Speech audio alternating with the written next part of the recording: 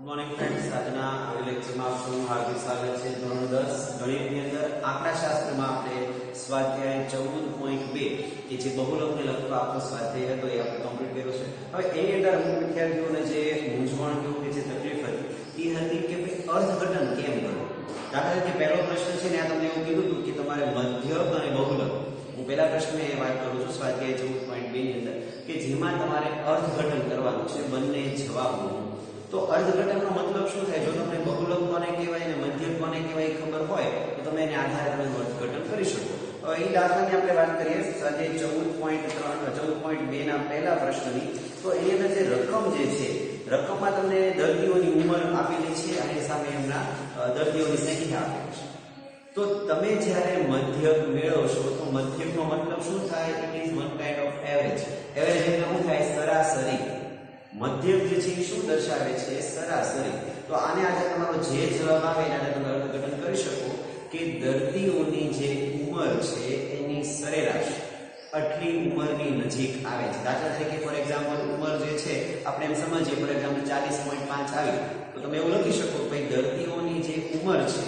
એ 40.5 વર્ષની આજુબાજુ છે। તો આ તમારું અર્થઘટન કહેવાય। એ જ રીતે બહુલકની આપણે વાત કરીએ તો બહુલક શું છે? મહત્તમ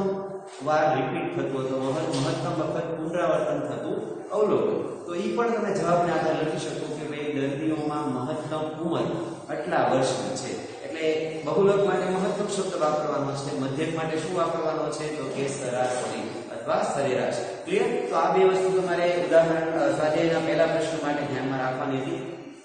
આજે જે આપણે ત્રીજો કોન્સેપ્ટ મધ્યક અને બહુલક સમજ્યા પછી ત્રીજો જે અગત્યનો મુદ્દો સમજવાનો છે એ છે મધ્યસ્થ, કે જેને ઇંગ્લિશમાં કહેવાય છે મીડિયન। બરોબર? હવે મધ્યસ્થ કોને કહેવાય આપણે નવમા ધોરણમાં એનો અર્થ સમજ્યા છે, છતાં એક આપણે રિવિઝન સમજી લઈએ તો મધ્યસ્થનો સામાન્ય કેવો થાય કે અવલોકનોને ચડતા કે ઉતરતા ક્રમમાં ગોઠવ્યા પછી અવલોકનોમાં બરાબર વચ્ચે રહેલા અવલોકનને આપેલ માહિતીનો શું કહેવાશે? મધ્યસ્થ કહેવાય છે। તો મધ્યસ્થ લગતા જે સૂત્રની આપણે વાત કરીએ તો પહેલા જે આપણે સૂત્ર લખ્યા છે પહેલા બે એ અવર્ગીકૃત માહિતી માટે છે। અવર્ગીકૃત માહિતી કોને કહેવાય? દાખલા તરીકે 10 વિદ્યાર્થીઓની ઉંમર તમને આપી છે, તો એ 10 વિદ્યાર્થીઓની ઉંમર જે આપી છે એ તમને ડેટા એમને આપી દીધો કાચો ડેટા અથવા કાચી માહિતી, તો એનો તમારે મધ્યસ્થ મેળવવાનો હોય તો એ તમારે આ બે સૂત્રોમાંથી આધારે મેળવવાનો છે। જેમાં અવલોકનો યુગ્મ સંખ્યામાં હોય, અવલોકનોની સંખ્યા જે છે જો અયુગ્મ હોય, પહેલા આપણે અયુગ્મની વાત કરીએ, દાખલા તરીકે 9 વિદ્યાર્થી આપ્યા છે, 7 વિદ્યાર્થી આપ્યા છે, 11 વિદ્યાર્થી, એટલે કે અવલોકનોની સંખ્યા અયુગ્મ હોય તો તમારે આ સૂત્ર લેવાનું છે m = n+1/2 મૂળ અવલોકન। ચડતા કે ઉતરતા ક્રમમાં પહેલા ગોઠવવાનો આ નવમા ધોરણનો મુદ્દો છે। નવમામાં તમારે આ મધ્યસ્થ શોધવાના દાખલાઓ આવેલા જ છે, એનું જ રિપીટેશન છે।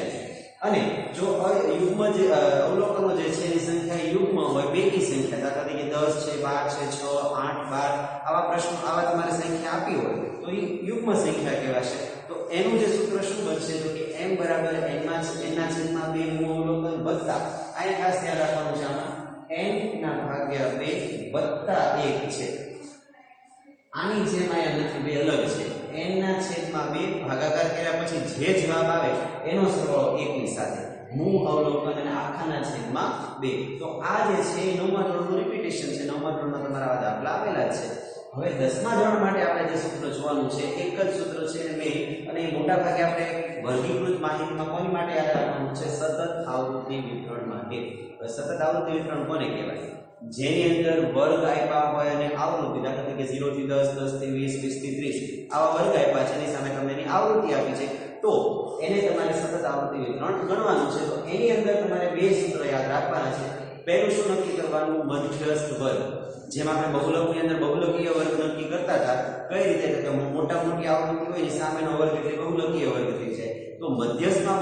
મધ્યસ્થ વર્ગ કઈ રીતે નક્કી થશે? તો કે અવલોકનો જે છે એની કુલ સંખ્યા એટલે કે કુલ આવૃત્તિ, n એટલે કે કુલ આવૃત્તિ એને ભાગ્યા 2 મૂળ અવલોકન, એ તમારે સંચય આવૃત્તિમાં જોઈ અને એ તમારે મધ્યસ્થ વર્ગ નક્કી કરવાનો રહેશે। આપણે જ્યારે પ્રેક્ટિકલી દાખલો ગણશું ત્યારે તમને વધારે ખ્યાલ આવશે। એકવાર મધ્યસ્થ વર્ગ નક્કી થઈ જાય પછી આપણું મેઇન સૂત્ર આવશે m = l + n/2 -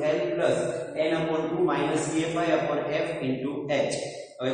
કોની કિંમત કોની બરાબર છે એટલે કોની બરાબર આપણે શું લેવાનું છે એ સમજી લઈએ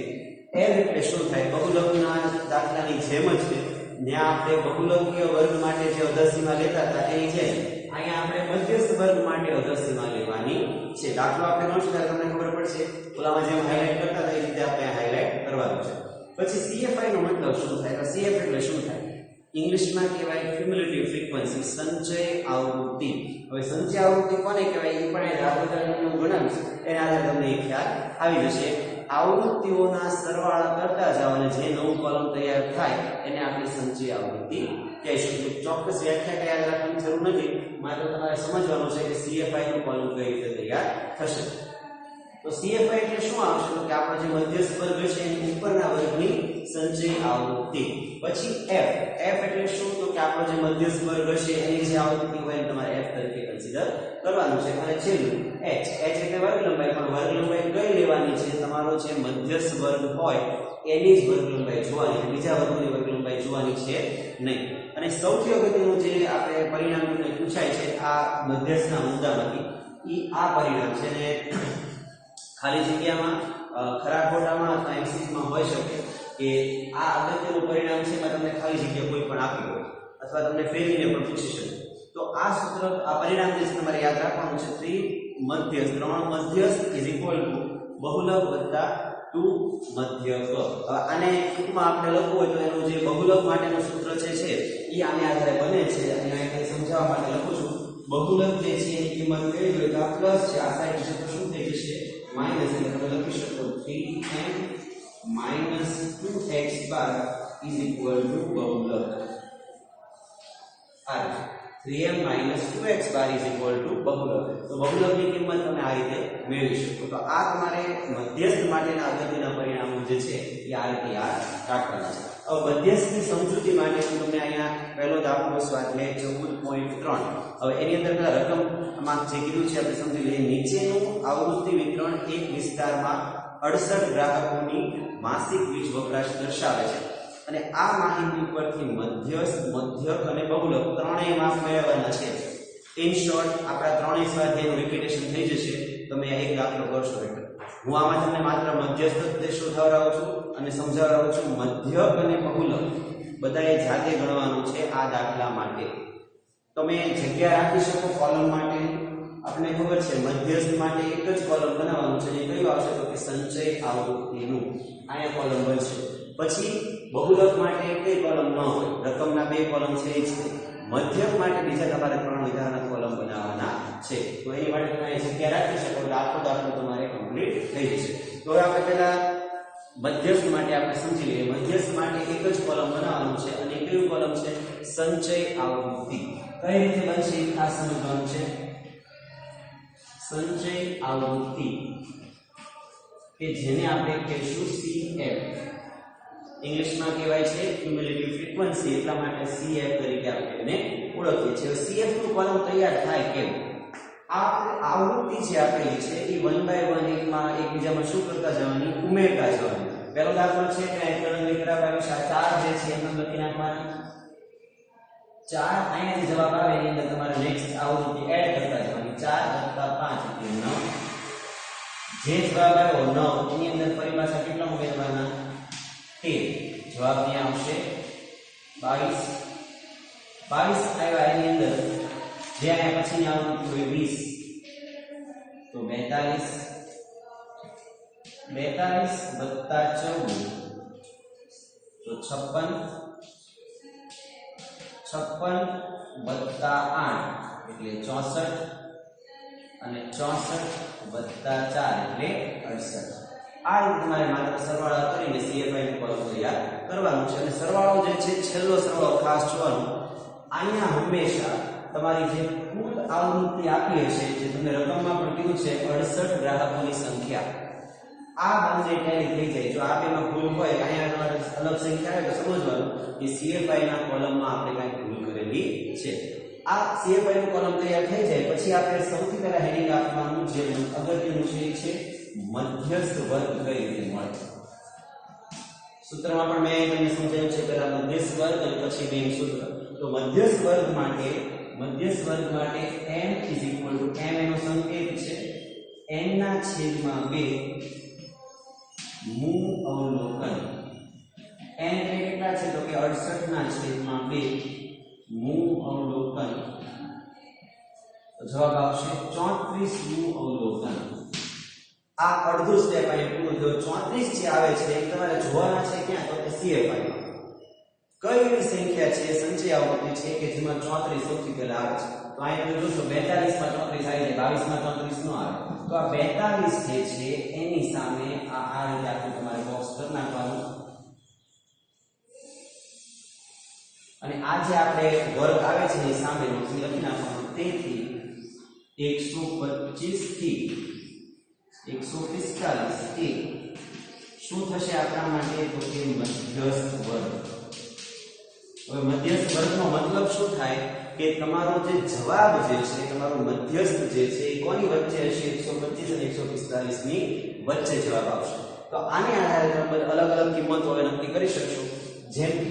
સૌથી પહેલા આપણે જોઈએ l એટલે શું થાય તો કે મધ્યસ્થ વર્ગની અધસીમા કેટલી છે તો કે 125 પછી CFI માટે ખાસ યાદ રાખવાનું CFI એટલે શું તો કે આપણો જે મધ્યસ્થ વર્ગ છે એના આગળના વર્ગની સંચય આવૃત્તિ તો આ આપણા માટે કહેવાશે CF ની કેટલા અહીં આપેલા છે તો કે 22 પછી F એટલે શું થાય F એટલે તો કે આપણો જે મધ્યસ્થ વર્ગ છે એની આવૃત્તિ કેટલી આપી છે અહીંયા 20 તો એ આપણા માટે કહેવાશે F બરાબર 20 પછી જે આપણે કીધું છે H આ દાખલામાં બધી જગ્યાએ વર્ગ લંબાઈ સરખી જ છે પણ આપણે વર્ગ લંબાઈ આની જોવાની 125 થી 145 ની વર્ગ લંબાઈ તમે જોશો તો એ પણ કેટલી આપેલી છે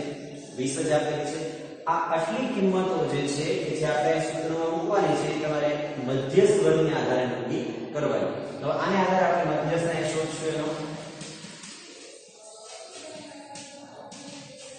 મધ્યસ્થ બરાબર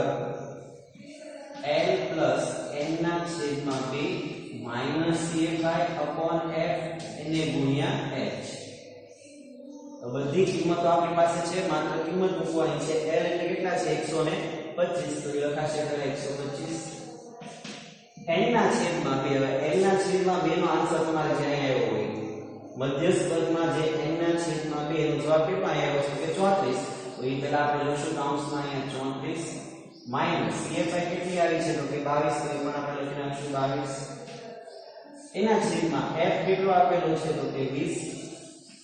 અને વર્ગ લંબાઈ પણ કેટલી આપેલી છે 20 તો અહીં તમે જોશો આ બંને વચ્ચે ગુણાકારનો સંબંધ છે તો આ બંને કેન્સલ થઈ જશે 125 34 માંથી 22 બાદ કરો એટલે અહીંયા તમારો જવાબ કેટલો આવશે તો કે 12 અને તમે 125 ની અંદર ઉમેરી દો તો આપણો જે મધ્યસ્થ છે એ કેટલો આવશે તો કે 113 આપણો મધ્યસ્થ આવશે આ દાખલા માટે અને અહીં તમે જોશો તો આપણો જે સરવાળો કરવાનો છે બાદબાકી નથી બેનો સરવાળો કરવાનો છે એટલે ફાઇનલ આન્સર જે છે એ આવશે 137 બાદબાકી નથી સરવાળો કરવાનો છે એટલે તમે જોશો જવાબ આપો 125 અને 145 ની વચ્ચે આવે છે તો આ આપણો મધ્યસ્થનો દાખલો અહીંયા જે છે પૂરો થાય છે આ દાખલામાં હજી તમારે મધ્યક અને બહુલક બંને શોધવાનું છે અને ત્રણેય જવાબ જે છે તમારે ગણતરી કરવાની છે મધ્યસ્થની ગણતરી મેં કરાવી છે મધ્યક અને બહુલક તમારે આ જ રીતે સોલ્વ કરવાનું છે હવે પછીના દાખલામાં આપણે જ્યારે ભેગા થશું ત્યારે ખૂટતી આવૃત્તિ વાળા દાખલા બીજો દાખલો જે છે કે જેમાં x અને y બંનેની કિંમતો આપણે શોધવાની છે એની આપણે શરૂઆત કરશું ત્યાં સુધી જય હિન્દ.